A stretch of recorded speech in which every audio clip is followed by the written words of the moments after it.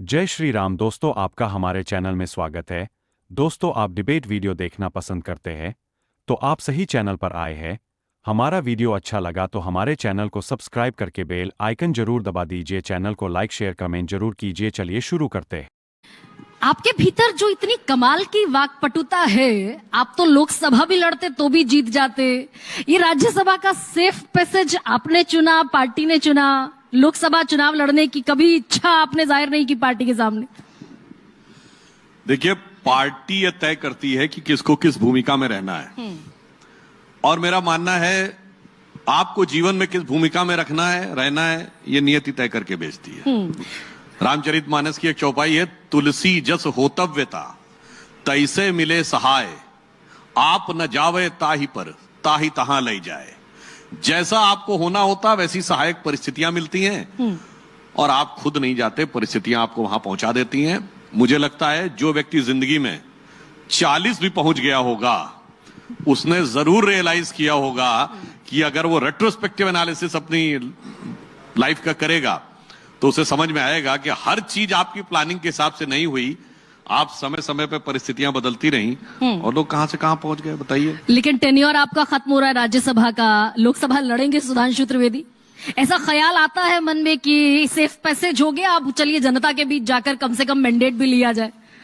देखिए, मेरा मानना है राजनीति इंपॉर्टेंट नहीं है। इंपॉर्टेंट यह है कि देश के अंदर बदलाव क्या आ रहा है, उस बदलाव में पार्टी आपकी क्या भूमिका तय कर रही है, उस भूमिका के अनुसार कार्य करना है।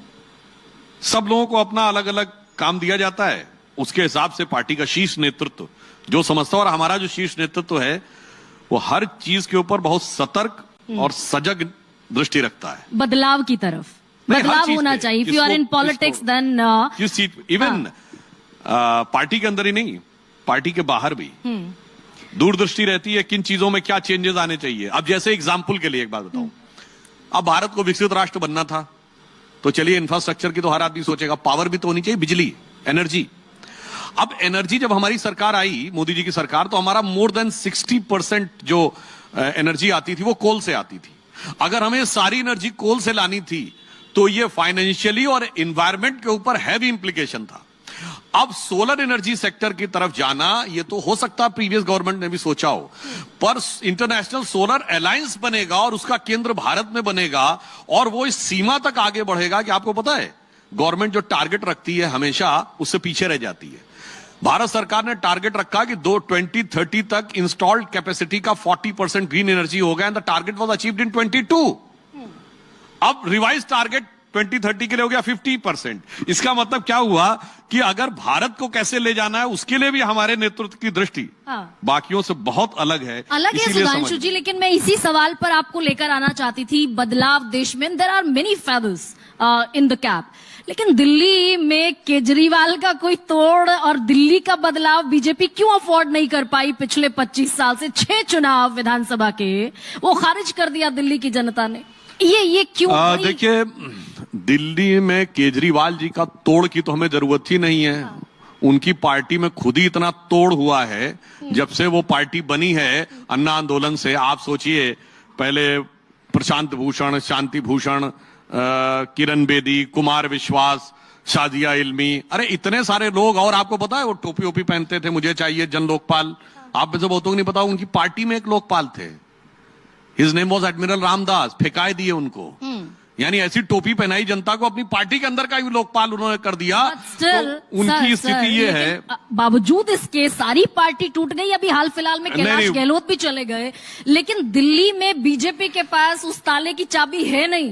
25 साल हो गए ना, ये तो सच्ची है ना? देखिए, ऐसा है, ये भारत की राजनीति की सबसे नई नवेली पार्टी है, अजब अलबेली पार्टी है, जो अपनी हरकतों से बनी हुई एक पहेली है। इसलिए ये भारत के इतिहास का सबसे बड़ा मैंडेट इन्हें मिला। 70 में 67, 70 में 62। आज तक किसी पार्टी को इतना नहीं मिला, मगर उसके बावजूद ये ऐसी इकलौती पार्टी है जिसे लगातार 3 लोकसभा चुनाव में शून्य मिला। 0, 0 एंड 0। ऐसा आपने एग्जाम्पल नहीं देखा होगा किसी स्टेट में कि 90% से ऊपर सीटें पाए विधानसभा में और लोकसभा में 0। लेकिन ये भी एग्जाम्पल है क्या सुधांशु जी कि 20 से ज्यादा राज्यों में आपकी सरकार है, हरियाणा, छत्तीसगढ़, राजस्थान, मध्य प्रदेश में तो 18 साल की एंटी इनकम्बेंसी के बावजूद, उड़ीसा में सरकार बना ली, आंध्र में सरकार है, तमिलनाडु में आउटरीच हो गया, केरला में आउटरीच हो गया, दिल्ली 25 साल। ये पहेली बीजेपी के लिए भी जिसे सुलझाना मुश्किल हो रहा है भाई, 24/7 मैनेजमेंट वाली पार्टी, 24/7 इलेक्शन मैनेजमेंट।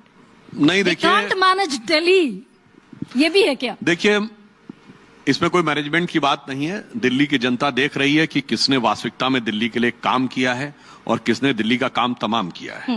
अभी 6 महीने पहले लोकसभा चुनाव हुआ तो दोनों दल साथ साथ थे, उसके बाद भी हम 7 सीटें जीते, अब दोनों एक दूसरे से लड़ रहे हैं।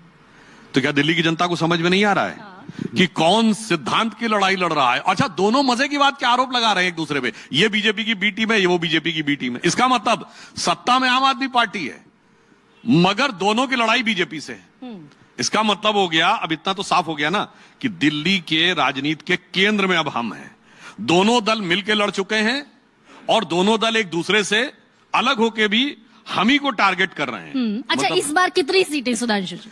इस बार हमें ऐतिहासिक बहुमत मिलेगा और निर्णायक रूप से पराजय का सामना तो करना 49 पड़ेगा। था 1993 में। इस बार हमें ऐसा लगता है कि दिल्ली की जनता भली भांति समझ चुकी है, जो एक असलियत थी उसके चेहरे की वो उभर के आ चुकी। जिसे एक लाइन में कहना चाहूंगा, केजरीवाल जी के लिए दिल्ली की जनता समझ चुकी है कि वो पैरवी तो झूठ की करता चला गया, बस उसका चेहरा उतरता चला गया और रंगत समझ में आई मगर आई देर से, कच्चा था बहुत रंग उतरता चला गया। तो अब मुझे लगता रंग उतरने का वक्त तो आ गया। प्रवेश वर्मा का भी इस चुनाव में रंग उतरा क्या है? जिनके पास एक लेगेसी है साहिब सिंह वर्मा की, वो रंग भी उतरा क्या सुधांशु जी? और खुले तौर पर 1100 रुपए बांटते हुए, जो कि पोटेंशियल कैंडिडेट थे, हालांकि उस वक्त कैंडिडेचर उनका घोषित नहीं हुआ था, ये रंग प्रवेश वर्मा का उतरा। गलत है क्या डेमोक्रेसी के हिसाब से? और पार्टी की शय भी है क्या कि भाई चलिए बांटिए, 1100 रुपए बांट दीजिए, साड़ी, कंबल, जूता सब खुलेआम बांटिए और पीपल रिप्रेजेंटेशन एक्ट मुझसे ज्यादा आप समझते होंगे। It can not be done. देखिए, देयर आर 2 एस्पेक्ट, इसके 2 पक्ष है, एक तकनीकी पक्ष है और एक नैतिक पक्ष है। तकनीकी दृष्टि से आप देखें तो जैसे ही चुनाव की घोषणा होती है आचार संहिता लागू हो जाती है, तो पार्टी के बिहाफ पर आप किसी भी प्रकार की कोई चीज देते हुए प्रत्यक्ष या परोक्ष नजर आएंगे तो कार्रवाई होगी। कोई कैंडिडेट तब आचार संहिता के दायरे में आता जिस दिन उसने नामांकन कर दिया। नामांकन से पहले वो कैंडिडेट नहीं है। ये तो टेक्निकल पक्ष है, मगर नैतिक पक्ष तो ये है, जो लोग आज आरोप लगा रहे हैं ये तो वो हैं जिन्होंने ऑफिशियली सरकारी आदेश के द्वारा एक पौवे के बदले दूसरा पौवा फ्री दिया है।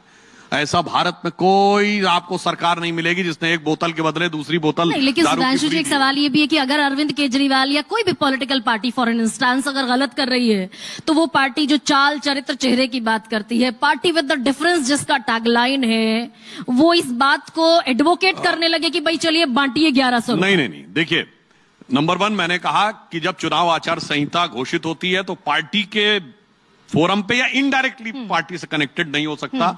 और जब नामांकन कर दिया प्रवेश वर्मा ने, उसके बाद उनके ऊपर लागू होता। फिर भी चुनाव आयोग ने इसका संज्ञान लिया है। अब चुनाव आयोग इसके ऊपर जो भी निर्णय लेगा पार्टी उसके बारे में हम लोग वही तय करेंगे। क्या पार्टी को भी संज्ञान लेने की जरूरत थी अगर चुनाव आयोग ने मैंने संज्ञान तो आपसे टेक्निकली कहा ना, नामांकन करने के बाद ही लागू होता है। जैसे आप कोई सर्विस ज्वाइन करते हैं तो सर्विस रूल से आप उस दिन गवर्न होते हैं जिस दिन आप अपना ज्वाइनिंग लेटर दे देते हैं।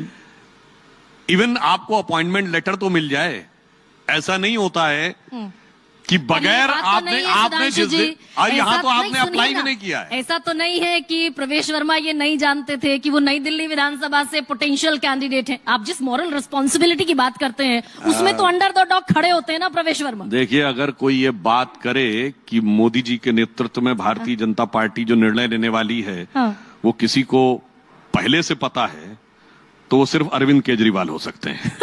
बाकी किसी को ही ये दावा नहीं कर सकता। उनको तो बहुत कुछ पता रहता है। उन्हें पता रहता है, मेरे सूत्र बताते हैं सीबीआई जो है वो आने वाली है, फिर उनके सूत्र बताते हैं कि पार्टी के अंदर ये डिस्कशन हुआ है, फिर वो यही नहीं, इलेक्शन कमेटी के अंदर क्या हुआ नहीं, वो ये भी बताते हैं कि मोदी जी और अमित शाह जी के बीच में क्या बात हुई है। मतलब इससे ज्यादा तो कोई जानकारी दे ही नहीं सकता। और तो और उन्होंने बताया था कि जब रेड हुई तो मनीष सिसोदिया जी के लॉकर में बच्चे का झुंझुना निकला। अभी सीबीआई के अलावा और कौन वहां पे था जिसने वो झुंझुना बता दिया? तो उनके अद्भुत ज्ञान की जो क्षमता है वो उसकी बराबरी कोई नहीं कर सकता। नहीं, लेकिन अरविंद केजरीवाल जो सीबीआई और ईडी को लेकर नैरेटिव बनाते हैं सुधांशु जी, आंकड़े उस बात की तस्दीक करते हैं। 96% केसेस जो हैं, 96% केसेस विपक्ष के नेताओं पर हैं। इसका तो मैं उत्तर पहले भी दे चुका हूं। हाँ। हमारी सरकार आने से पहले ये बताइए, केजरीवाल जी पहली बार जेल गए हैं क्या? अन्ना के साथ उससे पहले भी जेल गए थे 2013 में। अब ये बताइए, हमारी सरकार आने से पहले सोनिया जी और राहुल जी जिस मुद्दे पे मुचलके पे हैं, वो अक्टूबर 2013 में दर्ज हुआ दिल्ली हाईकोर्ट के आदेश पे। हमारी सरकार नहीं थी। कनिमोझी ए राजा जेल गए 2011 में, हमारी सरकार नहीं थी। सुरेश कालमाड़ी जेल गए 2010 में, हमारी सरकार नहीं थी। शिबू सोरेन, मधु कोड़ा 2008 और 2006 में जेल गए, हमारी सरकार नहीं थी। और मुलायम सिंह मायावती पे केस हुआ 2004 में, हमारी सरकार नहीं थी। करुणानिधि जेल गए सन 2000 में, लालू प्रसाद यादव जेल गए 1997 में, जयललिता जेल गई 1996 में, झारखंड मुक्ति मोर्चा रिश्वत कांड 1994 में, राजीव गांधी पे FIR हुई 1990 में। अब बताइए साहब, 35 साल से हम लोग स्टूडेंट लाइफ से लेके प्रौढ़ावस्था में आ गए, जेल के अंदर बाहर आते जाते देखते हुए खाम पर्ची फाड़े डाल रहे हैं। नहीं, बिल्कुल पर्ची नहीं सुधांशु जी, एक सेकंड, नहीं आप पूरी बात तो होने दीजिए ना। अच्छा ठीक है, उस समय भी इन्हीं पार्टियों के नेता जेल जाते थे।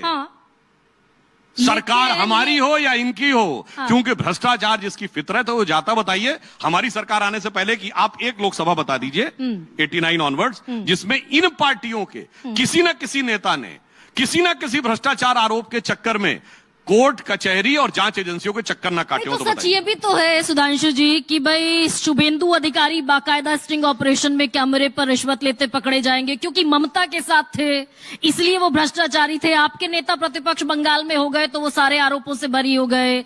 अजीत पवार, प्रफुल्ल पटेल पर सिविल एविएशन का घोटाले का आरोप लगाने वाले आप थे। हिमंता बिश्वा शर्मा के लिए आपके संसदीय बोर्ड ने, बाकायदा आपके सांसदों के एक दल ने वो नल का घोटाला, पानी का घोटाला, शारदा घोटाला, ये हिमंता शर्मा बिश्वा के लिए तो बीजेपी ने बुकलेट जारी की थी कि भ्रष्टाचारी हैं खुले तौर पर। उन्हें आपने मुख्यमंत्री बना दिया आसाम का। यह भी बड़ा मजेदार प्रश्न है। हमने आरोप लगाए थे, हमने आरोप वापस नहीं लिए हैं। किसी भी नेता से केस विड्रॉ नहीं किया है पार्टी ने। मगर मजे की बात है, जिन आरोपों पे उन सरकारों ने एलानिया कहा कि ऐसा कुछ हुआ ही नहीं था, वो आज कहते हैं ऐसा हुआ था। तो पहली बार कहलवा दीजिए कांग्रेस से। एक मिनट, पूरी बात सुनिए ना। हमने तो आरोप लगाया था, वो सरकार में थे। अब सुनिए तो तो आप मेरी पूरी बात तो सुनिए। अरे सुनिए तो, जो अपोजिशन में है वो तो अनुमान पे बोल रहा है और हम कायम हैं अपनी बात पे। जो सरकार में वो कह रहा है ऐसा हुआ नहीं। पहले कहलवाइए उनसे कि उनकी सरकार में भ्रष्टाचार हुआ था। पहले कहलवाइए महाराष्ट्र में कि भ्रष्टाचार हुआ था। पहले कहिए कि करोड़ों का घोटाला हुआ था। पहले आप बताइए, आपने हिमंता बिश्वा शर्मा के लिए गलत बुकलेट जारी की थी क्या? पहले आप कहिए कि प्रफुल्ल पटेल के खिलाफ सिविल एविएशन घोटाला। कांग्रेस ने कहा ऐसा कोई घोटाला नहीं हुआ था। आज कह रहे हैं अपनी सरकार को, अरे हुआ था, बहुत जबरदस्त हुआ था, हमारी सरकार घनघोर भ्रष्ट थी। अपने को आरोप देते ऐसे गजब के लोग हैं, ऐसा नजर नहीं आए। जैसे उदाहरण के लिए अभी वो हिंडनबर्ग जिसकी दुकान बंद हो गई, उसने आरोप किन सरकारों पर लगाया था? तमिलनाडु, आंध्रा, तेलंगाना, छत्तीसगढ़, उड़ीसा। और राहुल गांधी कह रहे पैसा दिया गया, पैसा दिया गया। भाई अपनी सरकारों को खुलेआम कह रहे पैसा दिया गया। मुझे लगता है समस्या क्या है, आपने भी, देवेंद्र फडणवीस ने भी तो खुलेआम कहा था चक्की पीसिंग अजीत पवार के लिए। शुगर मिल का घोटाला और दुनिया भर के और घोटाले, ये तो देवेंद्र फडणवीस का स्टेटमेंट तो कहा ना, ऑन रिकॉर्ड है। किरीट सोमैया ने कहा 1000 करोड़ रुपए का घपला करके चले गए। हमने कहा, अजीत पवार वो आपके वित्त मंत्री है। मैंने बिल्कुल कहा, हमने तो कहा, हमने आरोप लगाया था। उनसे कहिए घोटाला हुआ था। गलत आरोप लगाया। ना, स्टैंड वो चेंज कर रहे हैं। सुनिए, हमने त्रिवेदी बताएं, आपने हिमंता बिश्वा पर, प्रफुल्ल पटेल पर, अजीत पवार पर, आपने इन सब पर गलत आरोप लगाया। नहीं, सुनिए, हिमंता बिश्वा शर्मा हमारी पार्टी में आने के बाद भी एक बार उनकी सीबीआई के आगे पेशी हो चुकी है कलकत्ता में। 2015 सुनिए मेरी पूरी बात तो सुनिए। हमने आरोप लगाया था, स्टैंड चेंज नहीं किया है। उनका स्टैंड ये था कि ऐसा कुछ नहीं हुआ, आज कह रहे हुआ है। स्टैंड उन्होंने चेंज किया तो जवाब उन्हें देना चाहिए। हाँ, यानी कि सर जो हिमंता बिश्वा शर्मा, अरे भाई मेरी बात आप पूरी बात सुनिए। एक कह रहा है कि ऐसा कुछ नहीं हुआ, आज कह रहा हुआ। स्टैंड तो उसने चेंज किया ना। हमने कहा आरोप है, हम आरोप पे कायम है। तो जिसने स्टैंड चेंज किया उससे पूछिए ना। यानी कि सुधांशु जी, जो हिमंता बिश्वा शर्मा के खिलाफ आपने बुकलेट जारी की थी, वो आरोप बेजा गलत नहीं थे, निराधार नहीं थे।